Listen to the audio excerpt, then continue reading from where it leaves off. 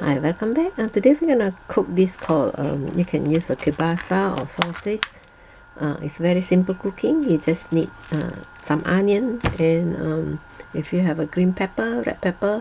Okay, so these are very simple and very delicious. Okay, so I hope you like the recipe. I'll see you soon again. Bye bye now.